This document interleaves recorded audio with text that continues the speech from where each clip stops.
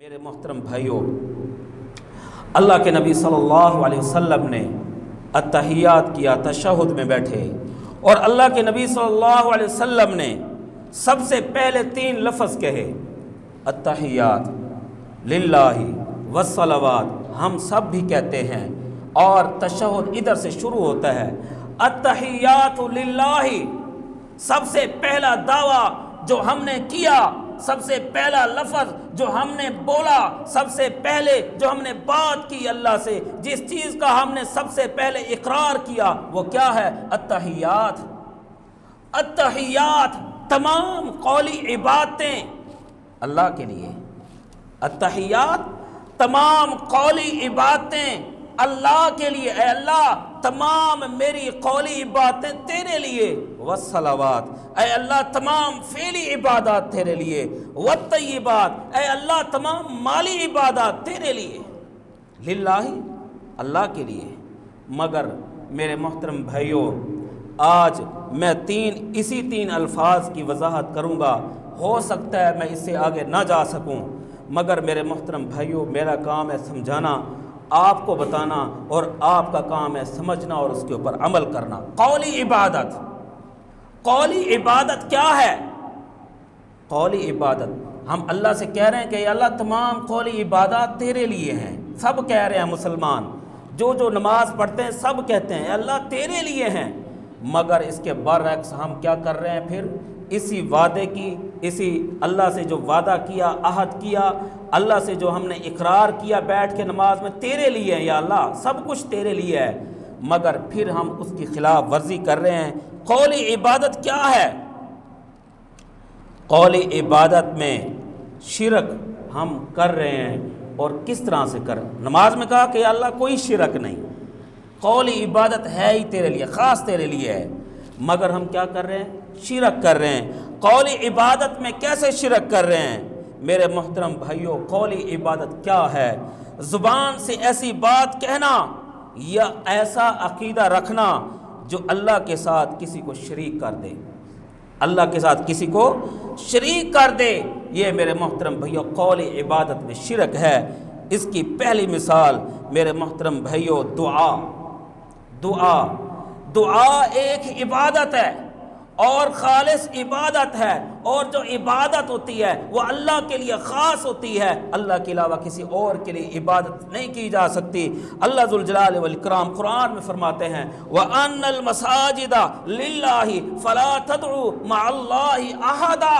یہ سورۃ الجن ہے میرے محترم بھائیوں، قرآن مجید کی آیت ہے، اللہ کے قرآن کی آیت ہے، وَأَنَّ الْمَسَاجِدَ لِلَّهِ فَلَا تَدْعُوا مَعَ اللَّهِ أَحَدًا۔ بے شک مسجدیں اللہ ہی کے لیے ہیں، بس اللہ کے ساتھ کسی کو نہ پکارو۔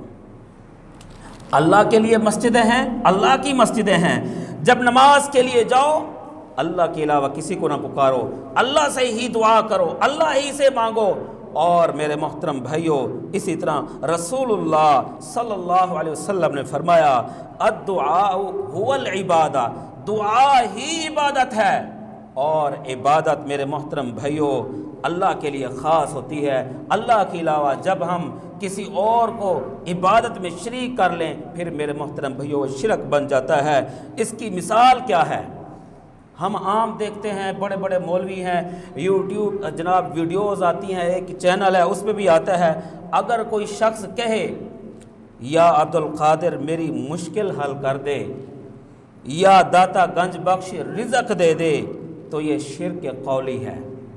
یہ ہم دعا اللہ سے کرنا تھا، یہ دعا عبادت ہے، اور عبادت اللہ کے لیے خاص ہے، ہم نے اللہ سے مانگنا تھا، مگر ہم کیا کہہ رہے ہیں؟ یا عبد القادر جیلانی میری مشکل حل کر دے، یا داتا گنج بخش مجھے رزق دے دے۔ تو میرے محترم بھائیو، یہ اللہ کا حق ہم نے اللہ کے حق میں کسی اور کو شریک کر دیا، تو یہ میرے محترم بھائیو شرک بن گیا، اور جو ہم نے وعدہ کیا تھا قولی عبادت یا اللہ تیرے لیے ہے، اس میں تضاد بن گیا۔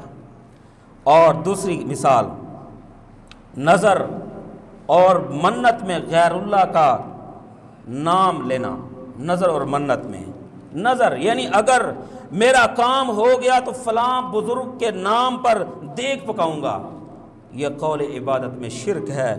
यूफ़ून बिन नज़र। मैं साथ साथ कुरान की आयत भी पेश करूँगा और रसूलुल्लाह का फरमान भी पेश करूँगा। अपनी तरफ से कोई फतवा नहीं लगाऊंगा, अपनी तरफ से कोई बात नहीं करूंगा, अल्लाह के कुरान की आयत पढ़ के सुनाऊंगा, रसूलुल्लाह सल्लल्लाहु अलैहि वसल्लम के फरमान पढ़ के, रसूलुल्लाह सल्लल्लाहु अलैहि वसल्लम की हदीस पढ़ के आपको सुनाऊंगा, ताकि आपको बात समझ में आ जाए। यूफ़ून बिन नज़री व यख़ाफ़ून यौमन कान शर्रुहु मुस्ततीरा। अल्लाह ज़ुल जलाल वल इकराम फरमाते हैं वो अपनी नज़र पूरी करते हैं और उस दिन से डरते हैं। नज़र सिर्फ अल्लाह के लिए होनी चाहिए। अगर गैरुल्लाह के नाम पर नज़र मानी जाए तो ये शिरक है। मेरे मोहतरम भाई, अल्लाह ने उन लोगों की तारीफ़ की जो अल्लाह के लिए नज़र मानते हैं फिर उसको पूरा करते हैं। अल्लाह ने कुरान मजीद में उनका तज़किरा किया, उनकी तारीफ़ की कि वो अल्लाह के लिए नज़र मानते हैं फिर उसको पूरा भी करते हैं। तो मेरे मोहतरम भाइयों, इसी तरह तीसरी किस्म है कसम अल्लाह के अलावा किसी पर खाना, किसी और पर कसम खाना। और कसम भी एक कौली इबादत है, कसम भी एक कौली इबादत है। रसूलुल्लाह सल्लल्लाहु अलैहि वसल्लम ने फरमाया, मन हलफ़ा बिग़ैरिल्लाह फ़क़द अशरका। जिसने गैरुल्लाह के अलावा कसम खाई उसने शिरक किया। जैसे हम कह देते हैं तुझे तेरी माँ की कसम है, मुझे मेरी माँ की कसम है, मुझे फ़लाँ पीर की कसम है, मुझे फ़लाँ बुज़ुर्ग की कसम है। रसूलुल्लाह सल्लल्लाहु अलैहि वसल्लम ने फरमाया कसम भी एक इबादत है। कसम खानी है तो अल्लाह की कसम खानी है, अल्लाह के अलावा किसी और की कसम नहीं खानी। और जिसने किसी और की कसम खाई उसने शिरक किया। इसकी मिसाल यूँ समझ लें, अगर कोई कहे कि मैं तुम्हें अपनी माँ की कसम देता हूँ, या इसी तरह कब्रों की कसम भी खाते हैं लोग, मज़ारों की कसम भी लोग खाते हैं, तो मेरे मोहतरम भाइयों ये शिरक है। ये